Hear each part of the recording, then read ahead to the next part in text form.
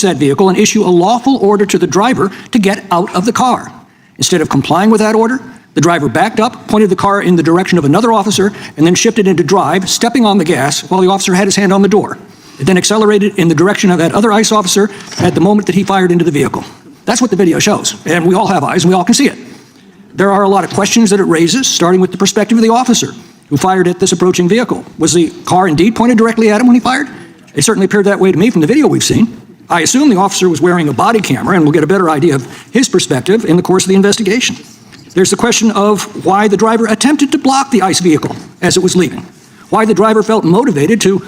The debate inside the House Judiciary Committee took a sharp and emotional turn as lawmakers clashed over the killing of Renee Good, a moment that exposed just how deeply divided Congress is over immigration enforcement, political rhetoric, and accountability when deadly force is used. If you want reporting that goes deeper than the viral clip and helps you understand what is really at stake, take a moment to subscribe.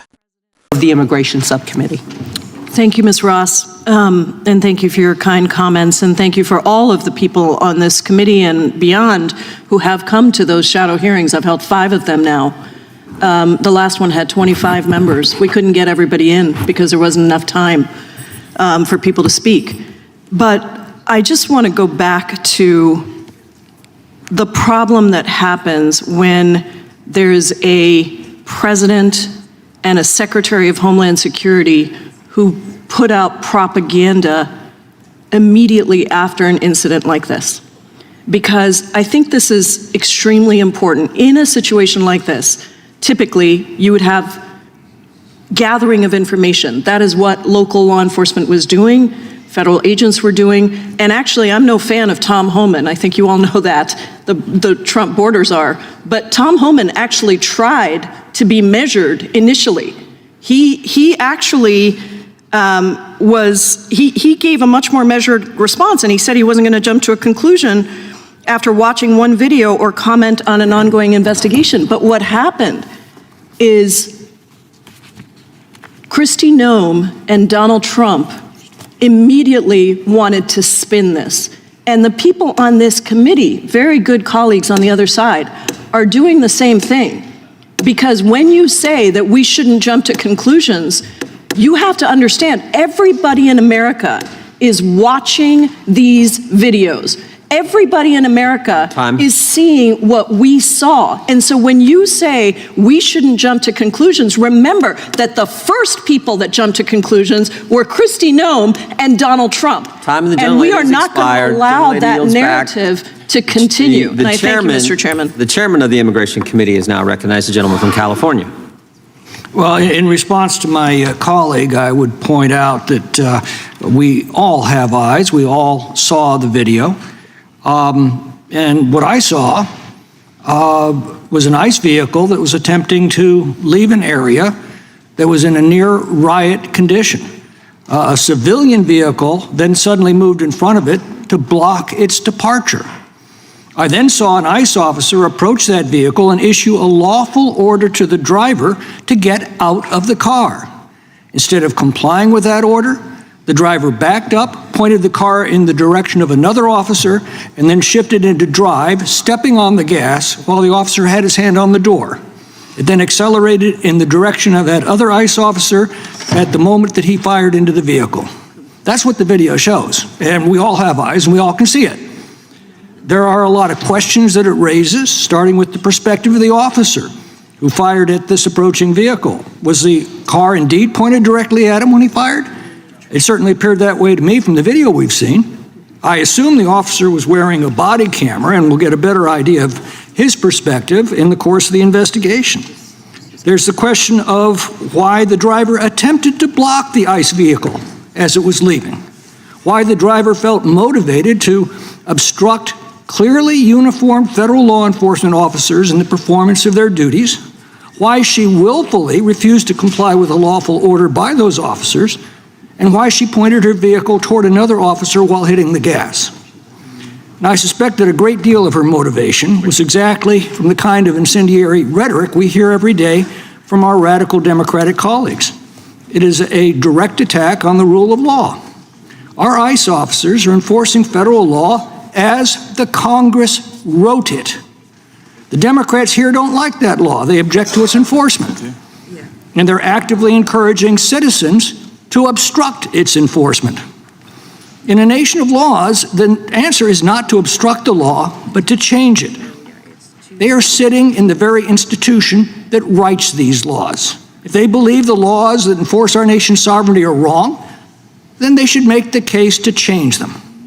And to Ms. Ross, I'd point out that when the Democrats had the majority and our nation was suffering through the worst illegal mass migration in its history, the Immigration Subcommittee under Democratic control held not a single hearing on that crisis as it unfolded, not one. I suspect their encouragement of disobedience to the law had a large role to play in the mind of the driver and in the minds of the increasingly violent mobs that our colleagues are deliberately inciting. As Lincoln said to their predecessors, there is no grievance that is a fit object for redress by mob law. How sad these same words need to be repeated here before the House Judiciary Committee that's supposed to be dedicated to the rule of law. Now, the bill before us deals with the regulation of bail bonds and simply requires that charitable bail funds administer these funds as they advertise to their donors and be accountable for the administration of those funds according to the standards of their state insurance commissions. That seems reasonable to me, and I support the bill and yield back. Well said, gentlemen. Yield. Washington Congresswoman Pramila Jayapal opened her remarks by pointing to a pattern she says has become dangerously familiar. She described how, after serious and often tragic incidents involving federal law enforcement, political leaders rush to shape the narrative before the facts are fully known. Jayapal argued that this rush is not about public safety or transparency, but about propaganda.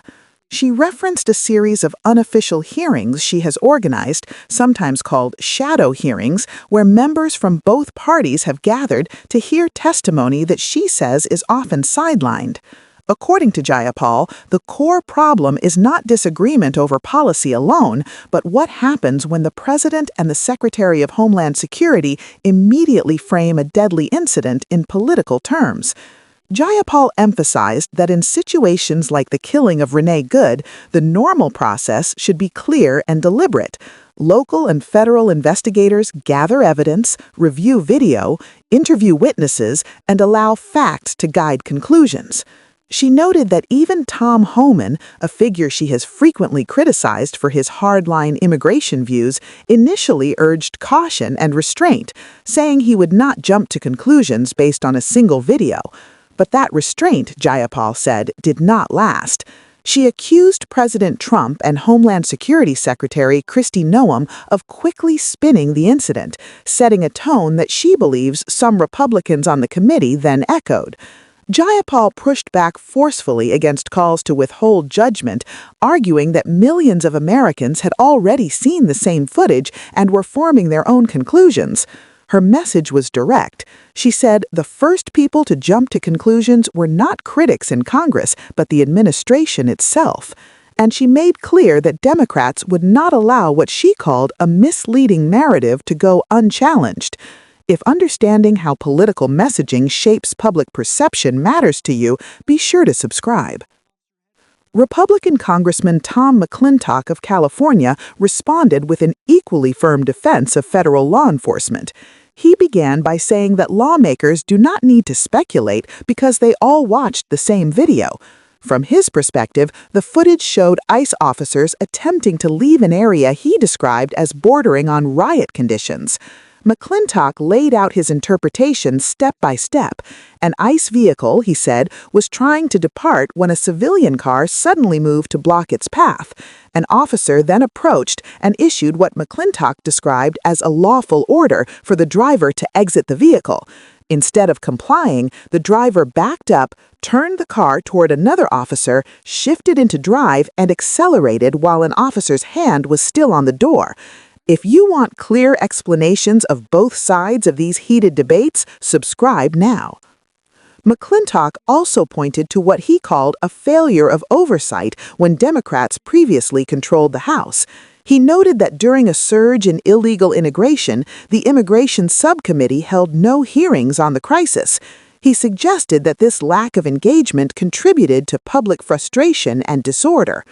Quoting Abraham Lincoln, McClintock warned against what he described as mob law, saying no grievance justifies violence or chaos.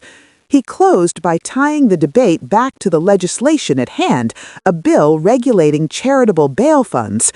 He described it as a measure aimed at transparency and accountability, requiring bail funds to operate as advertised and comply with state standards. The exchange between Jayapal and McClintock highlighted more than a disagreement over one tragic incident. It underscored a fundamental divide over how Americans interpret video evidence, how much trust to place in law enforcement, and how political leaders should speak in moments of crisis. On one side, Democrats argue that premature narratives from those in power can inflame tensions and obscure accountability. On the other, Republicans warn that constant attacks on law enforcement undermine the rule of law and place officers in danger. As investigations continue, the questions raised in this hearing will not disappear. They will shape how future incidents are discussed, how laws are enforced, and how Congress balances justice, safety, and political responsibility. For ongoing coverage that helps you understand not just what lawmakers say, but what it means for the country, don't forget to subscribe.